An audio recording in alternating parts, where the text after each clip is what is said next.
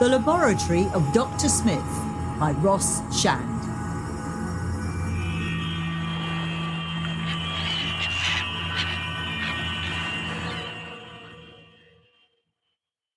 Mr. Harold, it's me, Smith. Oh, what's the matter? Don't you recognize me?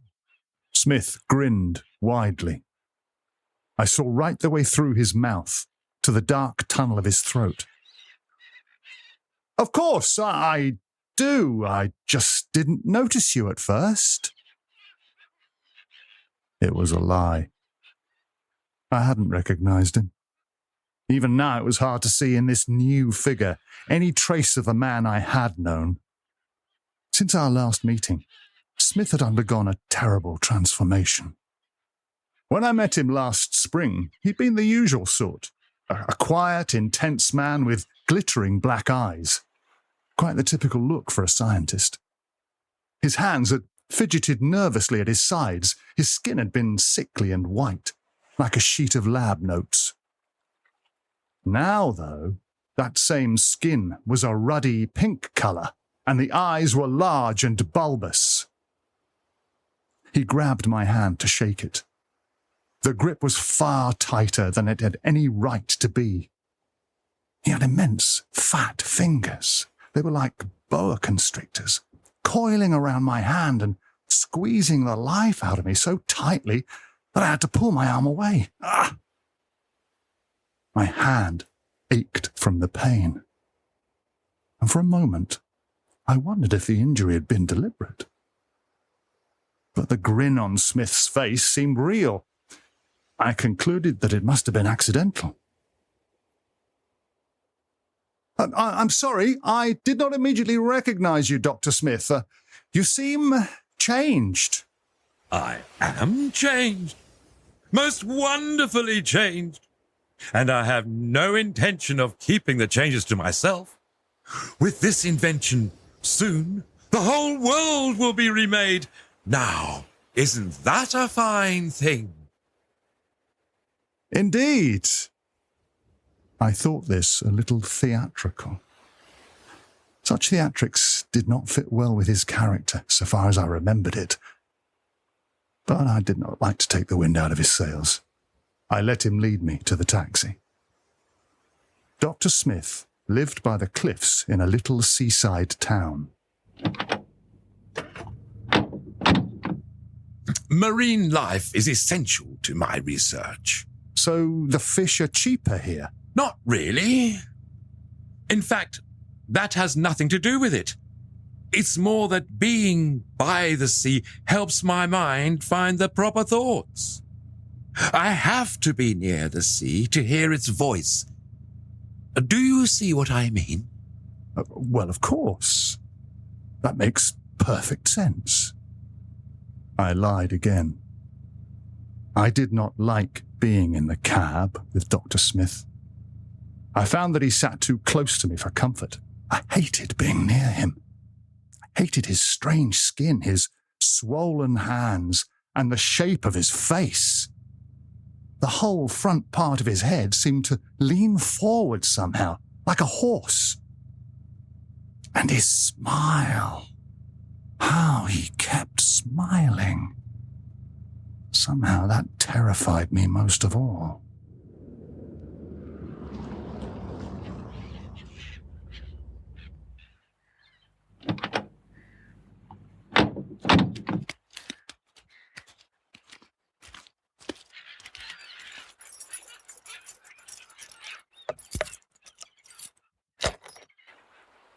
We arrived at Dr. Smith's small wooden house, which was really a shack. The interior smelled strongly of fish. That was not the only feature which spoke of the aquatic world. The very air seemed tinged with a hint of sea salt and was as moist as the atmosphere around a swimming pool. It was a dark place. So, Mrs. Smith is not at home. Oh, no. Rebecca is gone. That explained the shabbiness of the place and perhaps also some of the strangeness in Smith's character.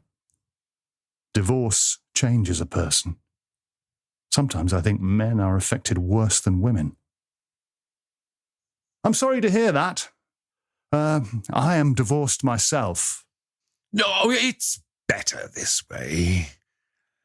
It could have been different if... His voice trailed off into unexpressed thoughts. The more I considered this news, the worse I felt. First, I was genuinely saddened at the breakdown of what had seemed like a happy marriage. Secondly, and much more selfishly, I reflected that the small ray of happiness I had anticipated from this visit had just gone out. I would be left alone with Smith for the next 2 days. An uninspiring prospect. Come, let's eat.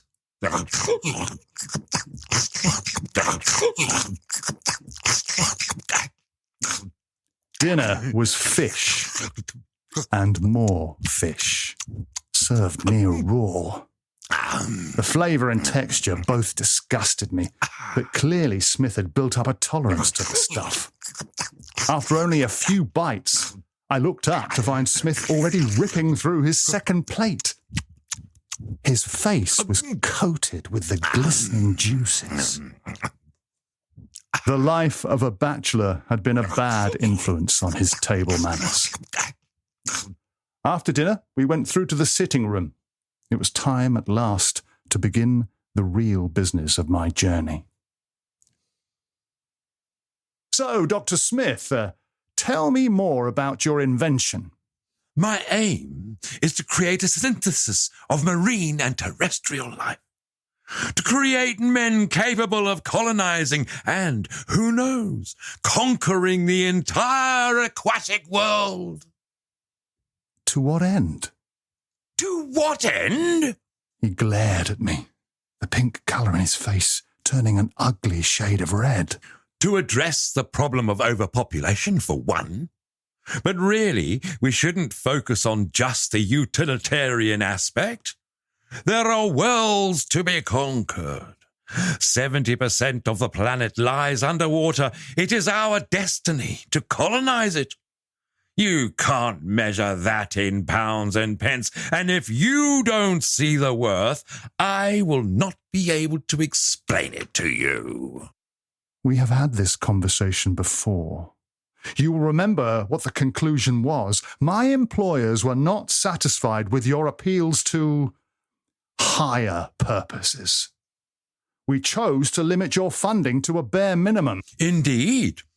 And yet, when I told you I had completed the working prototype, you came running. That was true. However reluctant my employers had been to finance the early stages of this project, if the scheme was to be a success, they wanted to be a part of it. Personally, I still thought the project fanciful. Nevertheless, I agreed to go with Smith to the lab. It was the worst decision of my life.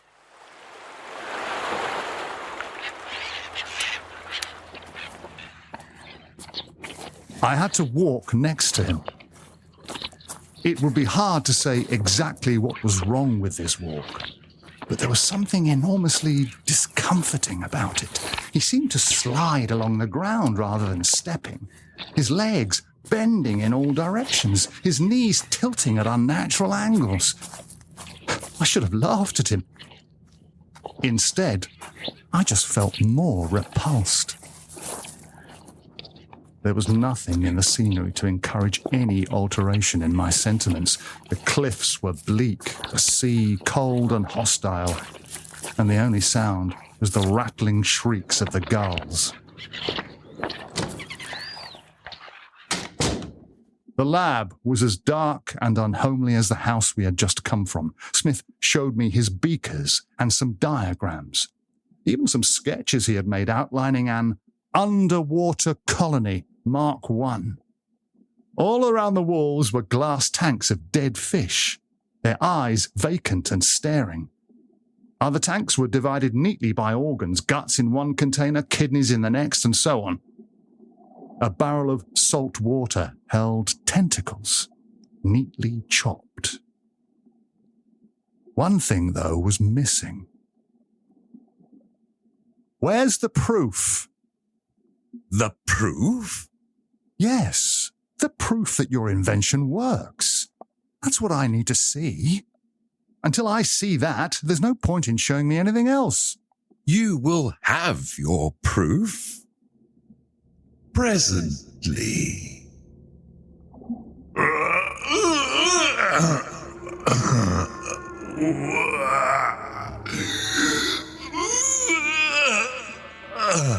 And he began to remove his clothing.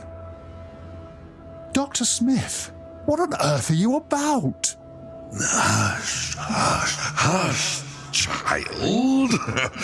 You will see.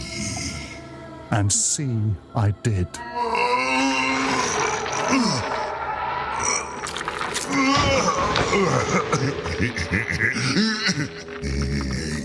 One by one, he peeled back the layers of his clothing to reveal lumpy pink skin, marked in some places by suckers and sickly grey gills beneath each rib cage.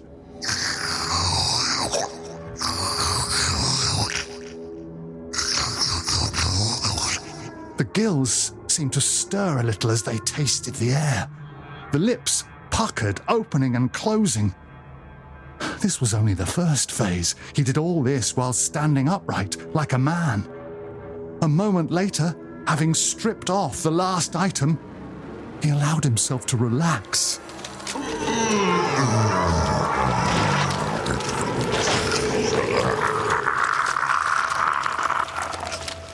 And his whole body slouched.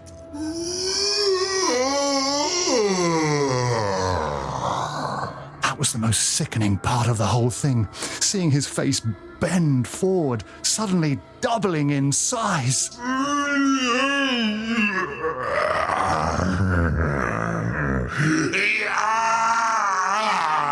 His arms stretched to the length of flagpoles, while at the same time his fingers flexed, coiling around and around until they were unmistakably tentacles.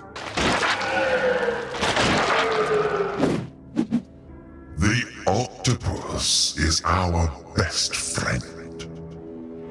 It is closer to us than fish.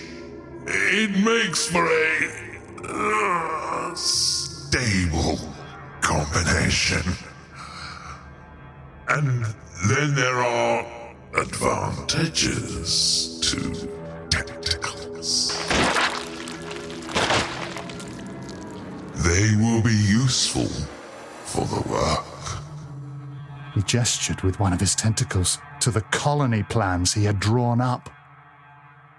You're no longer human, Smith. Of course not. I told you what the plan was. What did you want? What did you expect? He was right, I suppose, but in my defense, there is a huge gulf of difference between hearing a plan outlined and actually seeing it put into action. This must finish. We're pulling all of your funding. I'll do everything in my power to make sure you never get off the ground. With that, I turned and ran.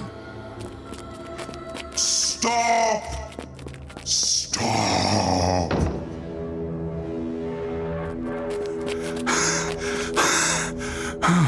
Sprinting over a grassy verge, I headed for the train station.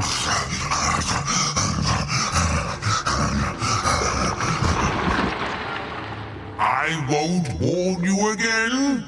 Stop! Then I felt the tentacles wrapping around me, crushing my shoulders, crushing my legs. One coiled tightly around my waist, compressing my spine. Another found its way around my throat and began to choke me.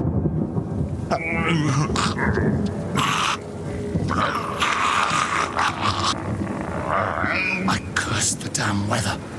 knowing that any sensible person would be locked up indoors. There was no one around. No one to save me from the vile, inhuman being that I had played a role in creating.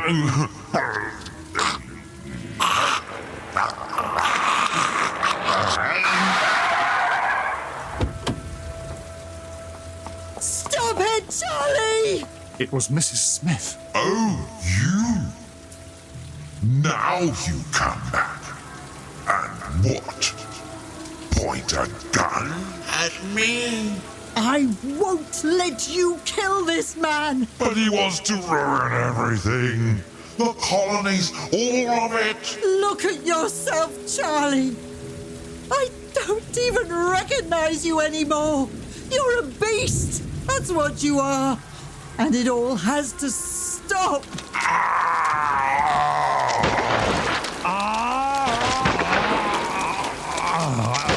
Mrs. Smith fired again and again. I saw the flesh start to bubble and knit together. And then...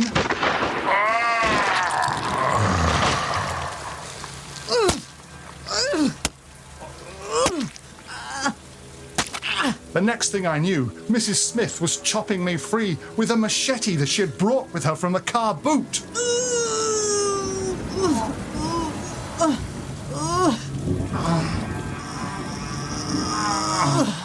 And then she dragged me away from the remains of Smith. Are you okay? Yes, I think so. I kept a watch on him. I hated to do it. Just looking at him upset me. But I wasn't going to let him harm anyone else, whether through violence or making more like him. I saw you both go into the house and I knew something was wrong. So what were you going to do? What if we did want to invest in his project? I wasn't going to let that happen. I felt a mild shock as I realised what she meant. If things had gone differently, the bullets in that gun might have been for me. But what about the body? We have to burn it! We both turned to where Smith had been. Oh, my God. He's gone. How did that happen? I don't know.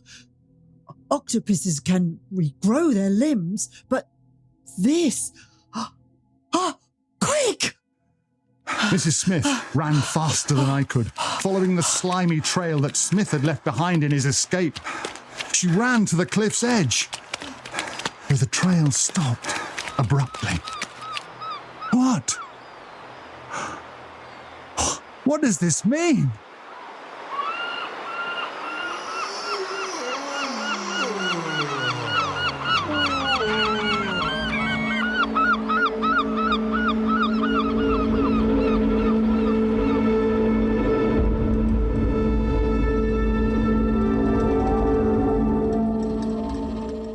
In the laboratory of Dr. Smith, Dr. Smith was played by Mike Ayres, the narrator by Jim Newbury, and Mrs. Smith by S.J. Vant. The story was produced and directed by Jim Newbury, with all the gory special effects engineered by Robbie Monster Mash Burgess. It is a joint effort from Uptick Productions and the Chatting Tracks podcast.